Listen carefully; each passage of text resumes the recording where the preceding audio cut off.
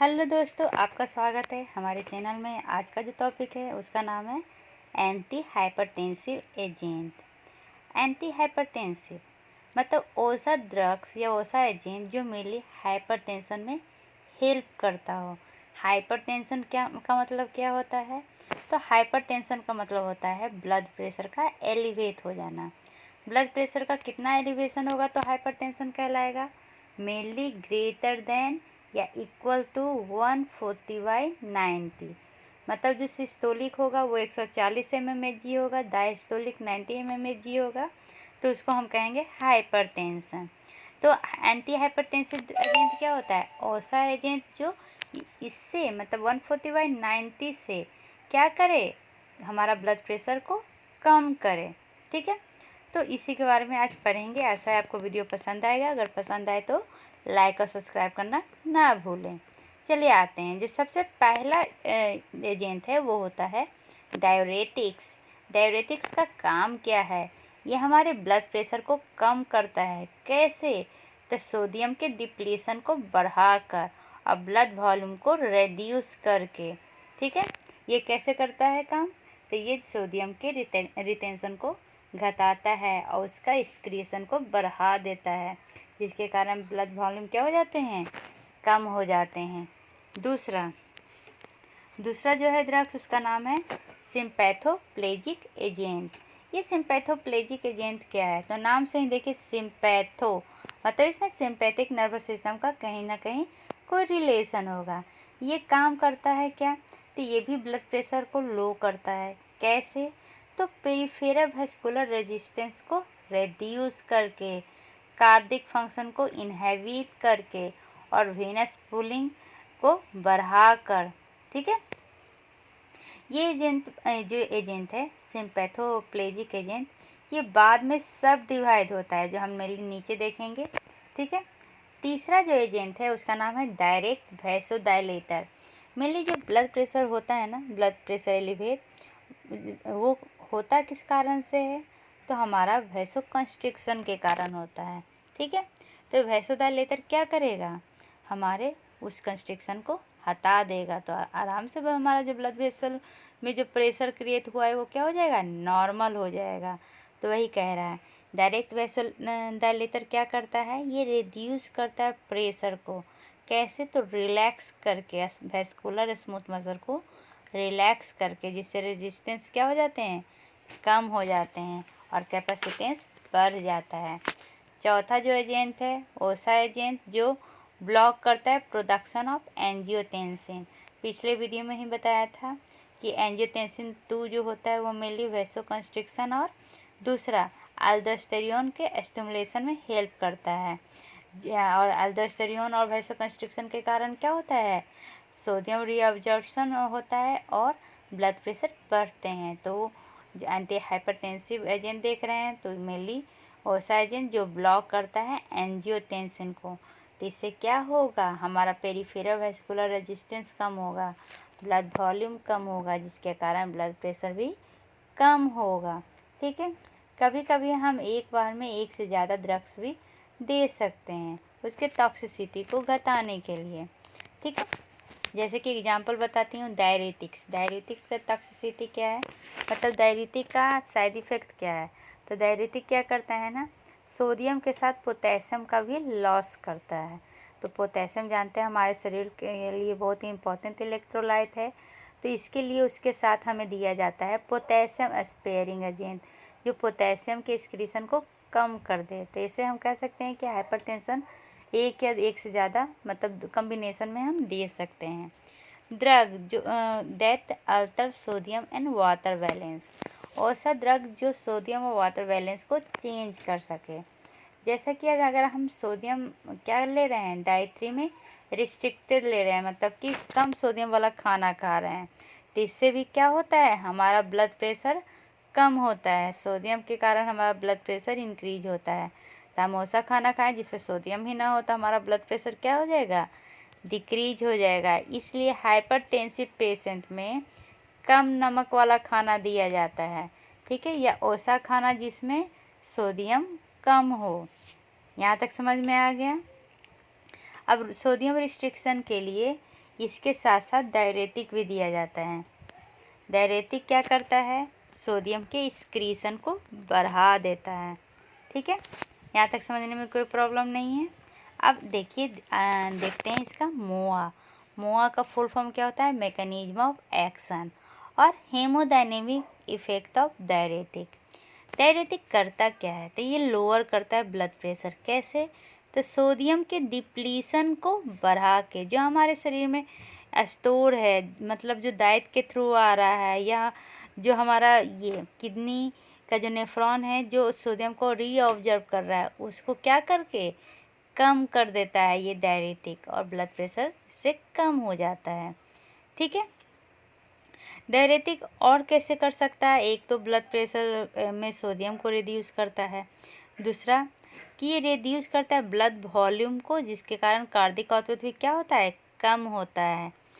Peripheral vascular resistance में increase, इसमें peripheral जो वेस्कुलर रेजिस्टेंस है ना, वो बढ़ सकता है। मतलब कह रहा है ना कि अगर हम डायरेटिक को 6 से 8 वीक तक लगातार हम लेते रहे तब कार्डियक आउटपुट तो नॉर्मल हो जाएगा, लेकिन जो हमारा पेरिफेरल वेस्कुलर रेजिस्टेंस है वो डिक्लाइन करते जाएगा।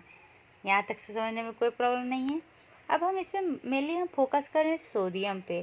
तो सोडियम पे क्यों फोकस किया जा रहा है? तो सोडियम के कारण वेस्कुलर रेजिस्टेंस क्या होता है? बढ़ जाता है। कैसे?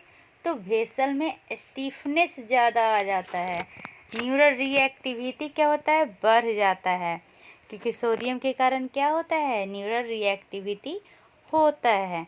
ठीक है, यहाँ तक समझने में कोई प्रॉब्लम नहीं है। और इसके कारण जो हमारा सोडियम कैल्शियम एक्सचेंज होता है वो भी क्या होता है? बढ़ जाता है।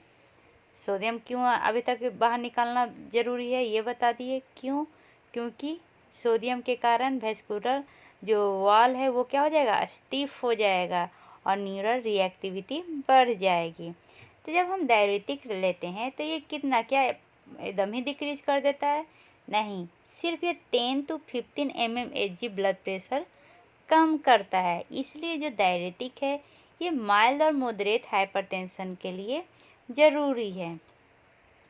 इसको हम कॉम्बिनेशन के साथ भी दे सकते हैं, जैसे कि अभी बताया था ना, पोटेशियम स्पेयरिंग एजेंट के साथ दे सकते हैं, बीटा ब्लॉकर के साथ दे सकते हैं।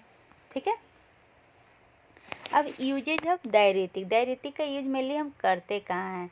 तो इसमें मेनली हमें 3 तरह का डायरेटिक पढ़ना होगा। एक है थियाजीन डायरेटिक, ये मेनली माइल्ड और मॉडरेट हाइपरटेंशन वाले पेशेंट को दिया जाता है जिसका किडनी और कार्डियक फंक्शन क्या हो? नॉर्मल हो। थियाजीन में मेनली हमें 2 ड्रग्स के बारे में पढ़ना है, क्लोरथैलिडोन और दूसरा क्या है? हाइड्रोक्लोरोथियाजीन। तो इन दोनों में ज़्यादा अप्रोप्रिएट कौन है? तो क्लोरथारिडोन ज़्यादा इफ़ेक्टिव होता है हाइड्रोक्लोरोथियाजीन से। क्यों? क्योंकि जो क्लोरथालिडोन है उसका जो ये काम करने का टाइम है वो ज़्यादा देर तक काम करता है, मतलब लॉन्गर ड्यूरेशन ऑफ एक्शन है एज कंपेरिजन टू हाइड्रोक्लोरोथियाजीन। ठीक है, अब सेकंड में आते हैं। सेकंड कौन सा है? तो सेकंड है हमारा लूप डायरेटिक। लूप डायरेटिक, ये जो लूप डायरेटिक आएगा, अगर कोई आपसे पूछेगा कि स्ट्रॉन्गेस्ट डायरेटिक कौन सा आएगा, तो लूप, थैलीजीन नहीं, लूप। लेकिन अगर पूछेगा ज़्यादा इफेक्टिव हाइपरटेंसिव के लिए कौन है, तब हो जाएगा थैलीजीन। ठीक है, सॉरी थैलीजीन नहीं, थियाजीन।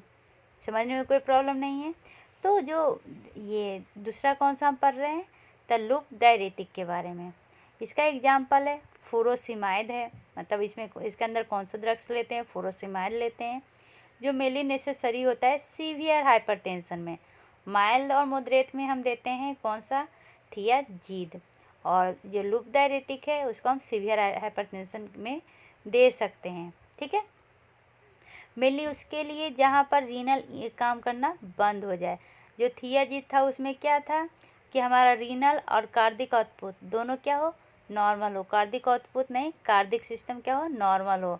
लेकिन जो ये लूप डायरेटिक दे रहे हैं ये मेनली जिसका क्या है? किडनी इनसफिशिएंसी वर्क कर रहा है, GFR रेट कितना हो गया, लेस देन 30 to 40 ml पर मिनट हो गया। और उसमें कार्डिक फेलवर है या चिरहोसिस है या सोडियम रिटेंशन मार्क हो रहा है, तो उसमें हम मेनली कौन सा देते हैं, लूप डायरेटिक देते हैं। ठीक है। पोटेशियम स्पेयरिंग डायरेटिक, ये यूजफुल होता है किस लिए, तो पोटेशियम के डिप्लीशन को कम करने के लिए। तो ये अदर डायरेटिक के साथ भी दे सकते हैं। एक होता है aldosterone receptor antagonist. Aldosterone receptor antagonist क्यों देते हैं, आप ही देखा था आप इसके मैकेनिज्म में। एल्डोस्टेरोन के कारण क्या हो रहा था, सोडियम रीअब्जॉर्प्शन ज़्यादा हो रहा था। तो ये मेनली जो एल्डोस्टेरोन रिसेप्टर एंटागोनिस्ट है ना, ये फेवरेबल होता है कार्डिक फंक्शन, जिसको मेनली हार्ट फेवरेबल होता है ना, उसके लिए ये एल्डोस्टेरोन रिसेप्टर एंटागोनिस्ट अच्छा होता है दवा। ठीक है। थियाजीड डायरेटिक है, वो ज़्यादा नेट्रियूरेटिक के लिए काम होता है as comparison to other diuretic. यहाँ तक समझने में कोई प्रॉब्लम नहीं है। अब ये कंपनसेटरी रिस्पॉन्स है वैसोडायलेटर का। चलिए देखते हैं वैसोडायलेटर क्या करता है, डिक्रीज करता है सिस्टम वेस्कुलर रेजिस्टेंस को। अब जब ये रेजिस्टेंस कम होगा तो प्रेशर कम होगा, प्रेशर कम होगा तो क्या होगा, हमारा जो ये सोडियम का एक्सक्रीशन है वो कम हो जाएगा। और दूसरा क्या होगा, सिंपैथेटिक आउटफ्लो कम हो जाएगा। फिर से वैसोडायलेटर ड्रग्स क्या करता है, हमारा डिक्रीज करता है पेरिफेरल वेस्कुलर रेजिस्टेंस को। ठीक है। अब इसके कारण क्या होगा, आर्ट्रियल प्रेशर क्या हो जाएगा, कम हो जाएगा। आर्ट्रियल प्रेशर कम होने से क्या हो जाता है, मेनली डिक्रीज कर जाता है सोडियम एक्सक्रीशन, और दूसरा सिंपैथेटिक आउटफ्लो इंक्रीज कर जाता है। ठीक है। अब अगर मान लीजिए कि हमारा आर्ट्रियल प्रेशर कम हुआ तो इससे क्या हो जाएगा, हमारा रेनिन रिलीज बढ़ जाएगा। इसके कारण एंजियोटेंसिन 2 क्या हो जाएंगे, बढ़ जाएंगे, जो इंक्रीज कर देगा एल्डोस्टेरोन के सेक्रेशन को इंक्रीज कर देता है। और इसके कारण क्या होता है, सोडियम का एक्सक्रीशन कम होता है। ठीक है। तो सोडियम का एक्सक्रीशन कम होगा तो क्या होगा, BP बढ़ जाएगा। यहाँ तक समझने में कोई प्रॉब्लम नहीं है, क्या समझे। वैसोडायलेटर ड्रग्स क्या करता है, वेस्कुलर रेजिस्टेंस को कम करता है, तो आर्ट्रियल प्रेशर भी कम हो जाएगा, जिसके कारण रेनिन इंक्रीज करेगा, रेनिन एंजियोटेंसिन 2 को बढ़ाएगा, एंजियोटेंसिन 2 एल्डोस्टेरोन को इंक्रीज करेगा, जिसके कारण सोडियम का एक्सक्रीशन बढ़ जाएगा। और दूसरा काम क्या होता है एंजियोटेंसिन 2 का, तो ये क्या करता है, वेस्कुलर रेजिस्टेंस को बढ़ा देता है। ठीक है।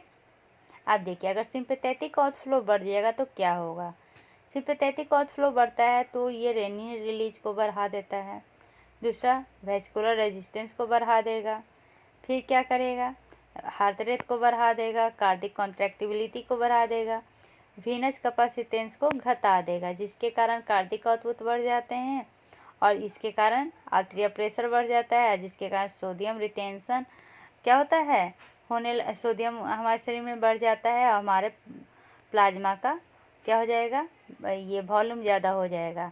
तो इसको कम करने के लिए मेनली हम क्या करेंगे, देखिए फर्स्ट और सेकंड दिया हुआ। फर्स्ट मतलब कि मेनली डायरेटिक के द्वारा ब्लॉक होगा, सेकंड मतलब मेनली ब्लॉक होगा बीटा ब्लॉकर के द्वारा।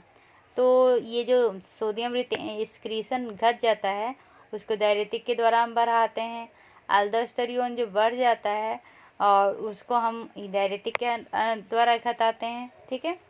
अब देखिए सिंपैथेटिक आउटफ्लो बढ़ जाएगा तो उसको हम किसके द्वारा घटाएंगे, तो उसको हम बीटा ब्लॉकर के द्वारा घटाएंगे। ठीक है। यहाँ तक समझने में कोई प्रॉब्लम नहीं है। चलिए अब क्या कह रहा है कि ये जो डायरेटिक है इसके टॉक्सिसिटी क्या होगा, तो जो मोस्ट कॉमन टॉक्सिक है वो है इसके पोटेशियम डिप्लीशन। क्या है, पोटेशियम डिप्लीशन। ये पोटेशियम को ज़्यादा मतलब सोडियम के साथ ये पोटेशियम को भी लॉस करता है, इसलिए मेनली डायरेटिक के साथ पोटेशियम स्पेयरिंग डायरेटिक दिया जाता है। ठीक है। यहाँ तक समझने में प्रॉब्लम नहीं है। तो जो इस पेशेंट को हाइपोकैलेमिया है उसको कभी भी डायरेटिक नहीं देना। अब क्या हुआ कि हाइपोकैलेमिया के कारण मेनली जो पेशेंट जिनको डिजिटालिस होया हुआ है, मतलब कि जो डिजिटालिस ले रहे हैं, जिनको क्रोनिक एरिथमाज है, एक्यूट मायोकार्डियल इन्फ्रैक्शन है, लेफ्ट वेंट्रिकुलर डिसफंक्शन है, उनके लिए क्या हो सकता है, बहुत ही ज़्यादा हानिकारक हो सकता है। डाययूरेटिक के कारण मैग्नीशियम डिप्लीशन भी होता है और जो ग्लूकोज टॉलरेंस है वो भी इम्पेयर होता है। हमारा सीरम में लिपिड के कंसंट्रेशन बढ़ जाता है। डाययूरेटिक मेनली क्या करता है ना कि यूरिक एसिड के एलिमिनेशन को कम कर देता है। क्यों? क्योंकि यूरिक एसिड के जगह वो सोडियम को कंपीट करवा के सोडियम को बाहर निकाल देता है, जिसके कारण हमारे शरीर में या ब्लड में यूरिक एसिड की संख्या ज़्यादा ही हो जाती है। ग्रेविटेशनल फोर्स के कारण वो यूरिक एसिड हमारे जॉइंट में जाके क्या हो जाएगा, एक्यूमुलेट हो जाएगा, जिसके कारण गौत होने का भी डर है। पोटेशियम स्पेयरिंग डाययूरेटिक के कारण क्या होता है, हाइपरकैलेमिया होता है। इसलिए मेनली जिसमें रीनल इनसफिशिएंसी है उनमें ये दिया जाता है, और वो जो एसी इनहिबिटर और एंजियोटेंसिन रिसेप्टर ब्लॉकर लेते हैं। मेनली जो स्पिरोलैक्टोन यूज करते हैं उनको गायनेकोमेस्टिया होने का डर है। चलिए अब मेन ड्रग्स के बारे में बात करते हैं। चलिए आते हैं हाइपरटेंशन का ड्रग। सबसे पहले डाययूरेटिक में हमने क्या क्या पढ़ा कि इसमें क्या होते हैं, थियाजिड होते हैं, लूप डाययूरेटिक होते हैं और स्पिरोलैक्टोन या इपिरिनोन होते हैं, जो मेनली एंटागोनिस्ट अल्डोस्टेरियोन एंटागोनिस्ट कहलाता है। थियाजिड में हाइड्रोक्लोरोथियाजिड और क्लोरथैलिडोन पढ़ा। लूप डाययूरेटिक में फुरोसिमाइड पढ़ा। ठीक है, तो ये क्या है, मोआ है। जैसे थियाजिड क्या करता है, NaCl ट्रांसपोर्टर को ब्लॉक कर देता है। कहाँ पर, DCT में। और ये जो लूप डाययूरेटिक है वो कहाँ पे ब्लॉक करता है, तो लूप ऑफ हेनले में ब्लॉक करता है। और स्पिरोलैक्टोन मेनली ब्लॉक कर देता है एल्डोस्टेरियोन रिसेप्टर को। ठीक है, थियाजिड की इफेक्ट की बात करें तो ये मेनली रिड्यूस करता है ब्लड वॉल्यूम को। ठीक है, लूप डाययूरेटिक क्या करता है, ये भी थियाजिड की तरह ही काम करता है, लेकिन इसकी एफिशिएंसी ज़्यादा होती है। स्पिरोलैक्टोन या इपिरिनोन क्या करता है, तो ये सोडियम के एक्सक्रीशन को क्या करता है, ये बढ़ा देता है, लेकिन पोटेशियम के एक्सक्रीशन को घटा देता है। तो अब इसका क्लिनिकल एप्लीकेशन क्या होगा, तो माइल्ड और मॉडरेट में मेनली थियाजिड होता है हाइपरटेंशन में। ठीक है, लूप डाययूरेटिक सीवियर हाइपरटेंशन में और हार्ट फेलियर में यूज होता है। और जो स्पिरोलैक्टोन थे वो अल्डोस्टेरियोन, हार्ट फेलियर और हाइपरटेंशन में यूज होता है। ठीक है, अब आते हैं सिम्पैथोप्लेजिक या सेंट्रली एक्टिंग ड्रग्स में। इसमें दो आता है, क्लोनिडीन और methyl dopa. Methyl dopa mainly pregnancy के समय के लिए सेफ होता है। ये कैसे, इसका मोआ क्या है, तो ये एक्टिवेट करता है अल्फा-2 एडिनो रिसेप्टर को। तो इसका इफेक्ट क्या है, तो ये रिड्यूस करता है सेंट्रल सिंपैथिक आउटफ्लो को। ये तो बताया था मैकेनिज्म ऑफ एक्शन में कि सेंट्रल सिंपैथिक आउटफ्लो का क्या महत्व है। ठीक है, और ये रिड्यूस करता है नॉरएपिनेफ्रिन रिलीज को भी। इसका क्लिनिकल एप्लीकेशन क्या है, सबसे पहले हाइपरटेंशन में मेनली क्लोनिडीन है, also use in withdraw from abuse drug. ये एब्यूज ड्रग में विड्रॉल का भी काम करता है। इसका अगर ओरल लिया जाता है मेनली, टॉक्सिसिटी में क्या होता है, देखिए सिम्पैथोप्लेजिक है, ब्रेन से ले लेते थे तो क्या होगा, सिडेशन होगा। और मिथाइल डोपा के कारण क्या होता है, हेमोलाइटिक एनीमिया होने का डर है।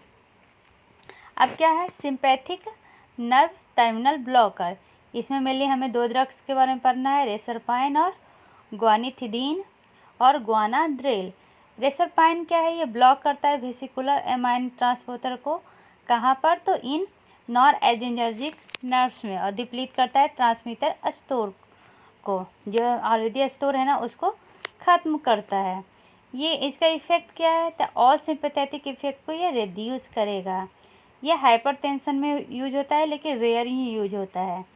इसका ओरल लिया जाता है लॉन्ग ड्यूरेशन के लिए, लेकिन इसका टॉक्सिसिटी क्या है, ये साइकेट्रिक डिप्रेशन या GI डिस्टर्बेंस करता है। ग्वानिडीन ये अमाइन रिलीज को इंटरफेयर करता है। ठीक है, ये जैसा जो इसका जो इफेक्ट है वो रेसरपाइन की तरह ही है। ये भी हाइपरटेंशन के लिए यूज होता है, लेकिन रेयर केस में ही होता है। ये मेनली इसका टॉक्सिसिटी क्या है, तो इसको सीवियर ऑर्थोस्टैटिक हाइपोटेंशन होने का भी डर है। अल्फा ब्लॉकर में मेनली 3 ड्रग्स यूज होता है, प्राजोसिन, टेराजोसिन और डोक्साजोसिन। ठीक है, जोसिन इसका क्या है, निमोनिक्स है, ये ब्लॉक करता है अल्फा एड्रीनो रिसेप्टर को। मेनली ये हाइपरटेंशन और बीपीएच में यूज होता है। टॉक्सिसिटी क्या है? Orthostatic hypertension, hypotension. Beta blocker में कौन कौन सा होता है? जितने भी लॉल हो। ये कैसे करता है वर्क? तो बीटा 1 रिसेप्टर को ब्लॉक करके। इसमें क्या है? ये प्रिवेंट करता है सिंपैथेटिक कार्डिक स्टिमुलेशन को, रिड्यूस करता है रेनिन सेक्रिएशन को। हाइपरटेंशन में दिया जाता है, हार्ट फेलियर में दिया जाता है। वैसोडायलेटर, इसमें जो आएगा ड्रग्स वो आता है वीरापामिल, दिल्तीजेम, नाइफिडिपाइन, हाइड्रालाजीन और मिनोक्सिडिल। ये नॉन सेलेक्टिव ब्लॉक करता है एल टाइप कैल्शियम चैनल को। Block vascular calcium channel greater than cardiac calcium channel. ये मैंने जो हमारा ब्लड वेसल में वहाँ का जो कैल्शियम चैनल है उसको ये ज़्यादा ब्लॉक करता है as compare to cardiac calcium channel. इसके कारण क्या होता है? नाइट्रिक ऑक्साइड क्या होता है? रिलीज होता है। नाइट्रिक ऑक्साइड का वर्क क्या है? तो ये वैसोडाइलेशन का काम करता है। ठीक है। इफेक्ट क्या होगा? कार्डिक आउटपुट रिड्यूस करेगा, वेस्कुलर रेजिस्टेंस रिड्यूस करेगा। ये मेनली दिया क्या क्या में जाता है? तो वैसोडाइलेटर बहुत ही इंपॉर्टेंट है हाइपरटेंशन में, एंजाइना में, एरिथमाज में दिया जाता है। ठीक है। अगर किसी को हेयर लॉस है तो उसमें मिनोक्सिडिल भी दे सकते हैं। पेरेंटल एजेंट में कौन कौन सा आएगा? नाइट्रोक्साइड, फिनोल्डोपाम, डाइजोक्साइड और लेविटालॉल भी यूज होता है। इसका मैकेनिज्म ऑफ एक्शन क्या है? ये नाइट्रिक ऑक्साइड को रिलीज करता है। पावरफुल वैसोडाइलेटर है, हाइपरटेंशन में यूज होता है। ठीक है। इसका टॉक्सिसिटी क्या है? तो एक्सेसिव हाइपोटेंशन होने का डर है। एंजियोटेंसिन कन्वर्टिंग एंजाइम, इसमें मेनली प्रील से रिलेटेड सारे ड्रग्स यूज होते हैं। ये एंजियोटेंसिन कन्वर्टिंग एंजाइम को क्या करेगा? इनहिबिट करेगा।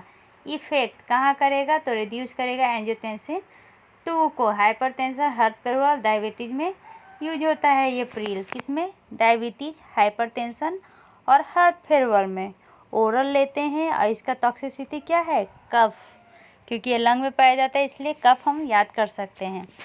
एंजियोटेंसिन रिसेप्टर ब्लॉकर, इसमें जितने भी सार्तन वाले ड्रग्स होते हैं वो होते हैं। इसका जो मैकेनिज्म ऑफ एक्शन है ये ब्लॉक करता है 81 एंजियोटेंसिन रिसेप्टर को। ठीक है। इफेक्ट क्या है? तो ये मेनली इंक्रीज करता है ब्रेडिकाइनिया को। बाकी सेम इफेक्ट है जो एसी इनहिबिटर में था। ये भी हाइपरटेंशन और हार्ट फेलियर में यूज होता है। ठीक है। रेनिन इनहिबिटर, इसमें एक ही ड्रग्स आता है एलिस्काइरिन। ये इनहिबिट करता है रिलीज ऑफ रेनिन को। ठीक है। और इफेक्ट क्या है? तो रेनिन नहीं होगा तो एंजियोटेंसिन 1 और एंजियोटेंसिन 2 प्रोड्यूस नहीं होगा। और अल्डोस्टेरिन भी हाइपरटेंशन में यूज होता है। इसका टॉक्सिसिटी क्या है? हाइपरकैलेमिया, रीनल इम्पेयरमेंट और पोटेंशियल टेराटोजेन। इसी के साथ हमारा हाइपरटेंशन ख़त्म होता है। आशा है आपको पसंद आया होगा। पसंद आया तो लाइक और सब्सक्राइब करना ना भूलें। धन्यवाद। Take care, see you.